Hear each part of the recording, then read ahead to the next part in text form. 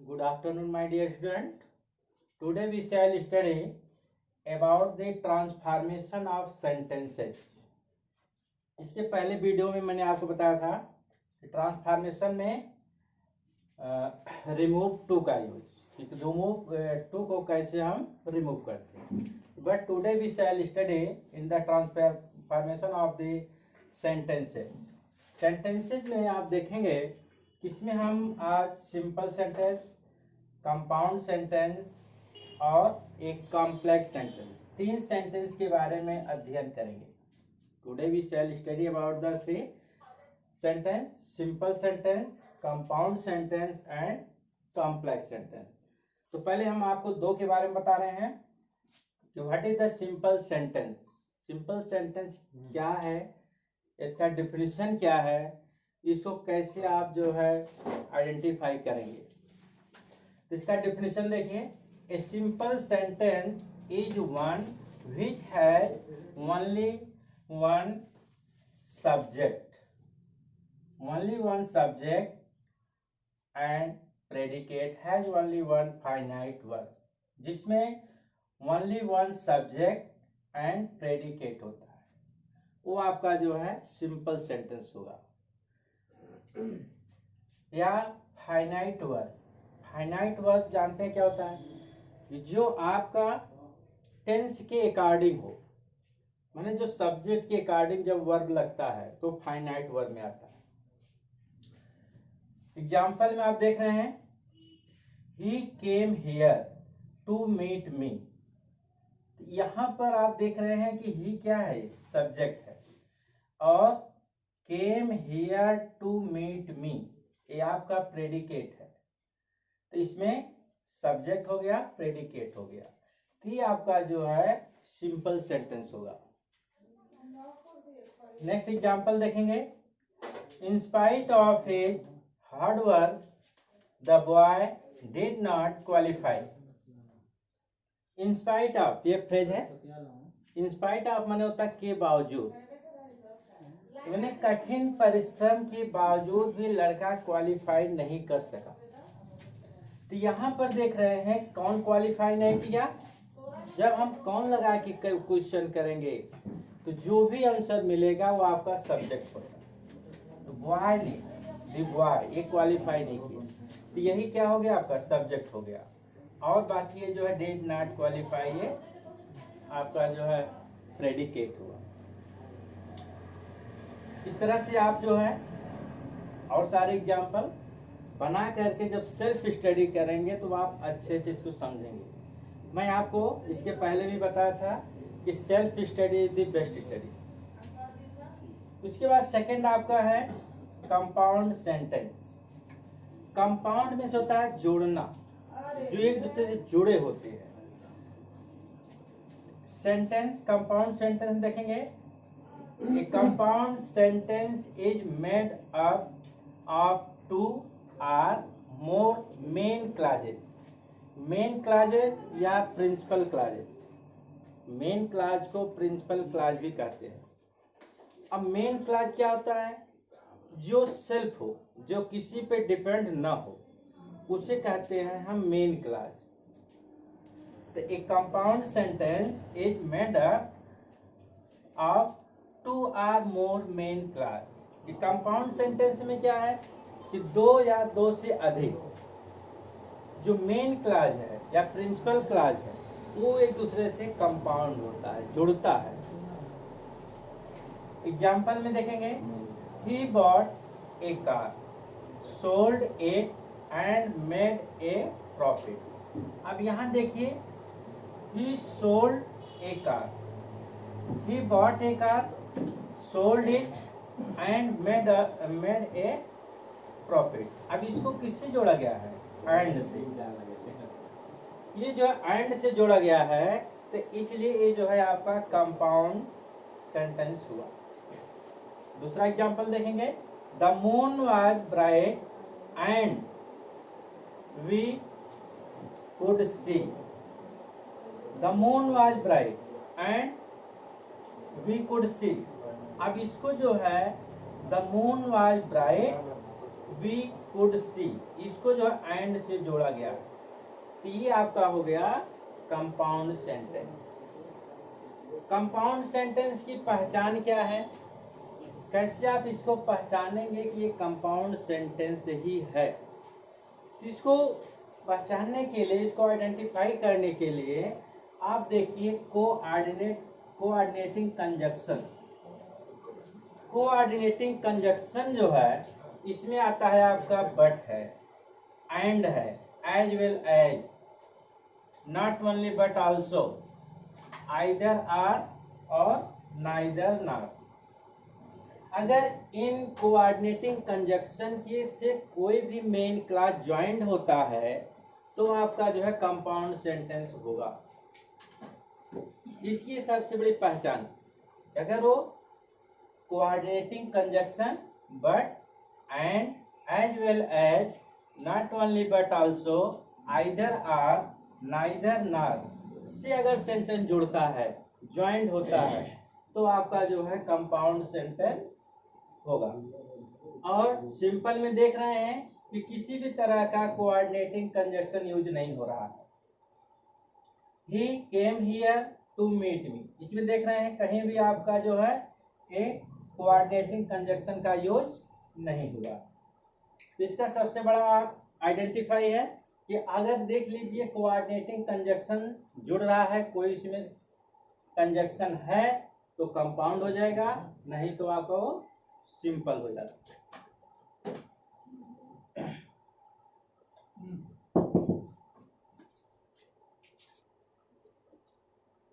हाँ, now transformation of sentence में, इसके पहले मैंने आपको बताया सिंपल सेंटेंस, कंपाउंड सेंटेंस, इसका दोनों का आइडेंटिफिकेशन बताया। कंपाउंड सेंटेंस में आपको बताया मैं कि ये जो है coordinate conjunction but and as well as, not only but also, either or और नाइदर नॉर से वो ज्वाइंट होता है। अगर इसमें कोऑर्डिनेट कंजक्शन से ज्वाइंट हो रहा है तो आपका कंपाउंड सेंटेंस होगा। अब इसके बाद हम चलते हैं कॉम्प्लेक्स सेंटेंस पर। What is the complex sentence, what is the definition of complex sentence. A complex sentence consist of one main clauses, जिसमें एक मेन क्लॉज होता है and one or more than subordinate clause होता है। A complex sentence consist of one main clause और one or more than subordinate clause से joint होता है। इसको आप एग्जांपल में देखेंगे कि if you make a noise, teacher will have to punish you. फिर देखिए एग्जांपल में, if you make a noise, teacher will have to punish you. अब ये जो है आपका कॉम्प्लेक्स हुआ। अब कहेंगे कि कैसे कॉम्प्लेक्स हुआ सर, मेरे को समझ में नहीं आ रहा। तो इसके लिए आपको कॉम्प्लेक्स सेंटेंस जो है एक सबऑर्डिनेट कंजक्शन से ज्वाइंट होता है।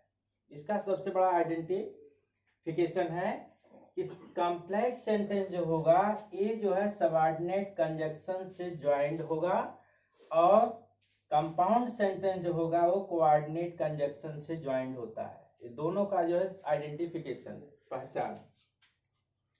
तो सबऑर्डिनेट कंजक्शन में आपका आता है who, what, where, when, how, why, because, that, since, those, all those, if. ये आपके जो है सबऑर्डिनेट कंजक्शन है।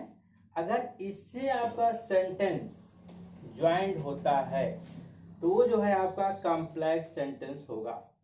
जैसे एग्जांपल में देखिए कि if you make a noise, teacher will have to punish you. अब इसमें देख रहे हैं ये पहले इफ से ज्वाइंट है, इसलिए क्या हो गया आपका कॉम्प्लेक्स सेंटेंस होगा। दूसरा एग्जांपल देखेंगे कि when John was young, his father was a rich man. आपका सेकंड एग्जांपल है। अब इसको हम व्हेन से ज्वाइंट है ये, कि when John was young, his father was a rich man. अब ये किससे ज्वाइन है? व्हेन से। तो इसमें देखिए सबऑर्डिनेट कंजक्शन में व्हेन यहाँ पर है, तो इसलिए जब ये सबऑर्डिनेट कंजक्शन से ज्वाइंड है तो ये आपका कौन सा सेंटेंस हुआ? कॉम्प्लेक्स सेंटेंस हुआ। तीसरे एग्जांपल में देखेंगे, he work hard so that he might earn money. अब इसमें आप देखेंगे ये जो है आपका दैट से ज्वाइंट हो रहा है। किससे ज्वाइंट हो रहा है? दैट से। तो दैट जो है ये आपका कौन सा कंजक्शन है? सबऑर्डिनेट कंजक्शन है। तो दैट का यहाँ पर है, आप देखिए यहाँ पर। तो इसलिए जब ये दैट से ज्वाइंट हो गया तो ये आपका कॉम्प्लेक्स सेंटेंस हुआ। एक बार फिर से देखेंगे इसका definition. Complex sentence, a complex sentence consists of one main clause and joined two or more than subordinate clause। तो ये जो है इसमें एक मेन क्लाज होगा और दो या दो से अधिक जो है सबऑर्डिनेट क्लाज होंगे। तो इसके एग्जांपल में आप देख रहे हैं कि if you make a noise teacher will have to punish you. तो यहाँ इसको इफ से ज्वाइन किया गया है इसलिए कॉम्प्लेक्स हुआ। दूसरे में मैंने बताया जस्ट अभी कि when John was young his father was a rich man. आप इसको देख रहे हैं कि व्हेन से ज्वाइंट है, तो इसलिए आपका सबऑर्डिनेट क्लाज है, सबऑर्डिनेट कंजक्शन से जुड़ रहा है, इसलिए हो गया आपका कॉम्प्लेक्स सेंटेंस। तीसरे में भी देखिए आप, he worked hard so that he might earn money. अब ये जो है किससे ज्वाइन हो रहा है? दैट से। तो दैट क्या है? सबऑर्डिनेट कंजक्शन है, इसलिए कौन सा सेंटेंस होगा? कॉम्प्लेक्स सेंटेंस होगा। तो इसमें अब I hope you have no problem. एक बार फिर कंपाउंड में देख रहे हैं कि कंपाउंड में मैंने बताया जस्ट ये जो है आपका कोऑर्डिनेट कंजक्शन से ज्वाइन होता है, but and as so as will as not only but also either or neither nor से अगर ज्वाइंट हो रहा है तो आपका जो है कंपाउंड सेंटेंस होगा, इसका पहचान है। और अगर वो सबऑर्डिनेट कंजक्शन से ज्वाइंट हो रहा है जिसमें who, what, where, when, how, why, because, that, since, those, all those, if, अगर ये आपका सबऑर्डिनेट कंजक्शन से ज्वाइंट हो रहा है तो आपका कॉम्प्लेक्स सेंटेंस होगा। और सिंपल सेंटेंस में आप कंपाउंड की पहचान कर लिए, कॉम्प्लेक्स की पहचान कर लिए। अगर सेंटेंस को देख लीजिए, कुछ में कोऑर्डिनेट कंजक्शन को पहले सर्च करिए, नहीं है। सबऑर्डिनेट कंजक्शन को सर्च कर लीजिए, नहीं है। तो ऑटोमेटिक जो है आपका सिंपल सेंटेंस होगा। सिंपल की पहचान, अगर उसमें आपका कोऑर्डिनेट कंजक्शन सबऑर्डिनेट कंजक्शन नहीं है तो सिंपल होगा, अगर कोऑर्डिनेट कंजक्शन है कंपाउंड होगा, और सबऑर्डिनेट कंजक्शन है तो कॉम्प्लेक्स सेंटेंस होगा। तो इस वीडियो में आपको 3 सेंटेंस सिंपल, कंपाउंड और कॉम्प्लेक्स 3 के बारे में बताया, उसकी डेफिनेशन, एग्जाम्पल और उसका किस तरह से आप आइडेंटिफाई करेंगे, पहचान करेंगे। आई होप यू अंडरस्टैंड। और मेरा एक सजेशन है कि आप जो मैं बताया इस पे और अपने से भी एग्जाम्पल बना करके उसका यूज करिए। जैसे है इसका है मैं सबऑर्डिनेट कंजक्शन और कोऑर्डिनेट कंजक्शन, इसका आप जो है यूज करते हुए अपने से सेंटेंस बनाइए, तब आपको ज्यादा समझ में आएगा। Thank you.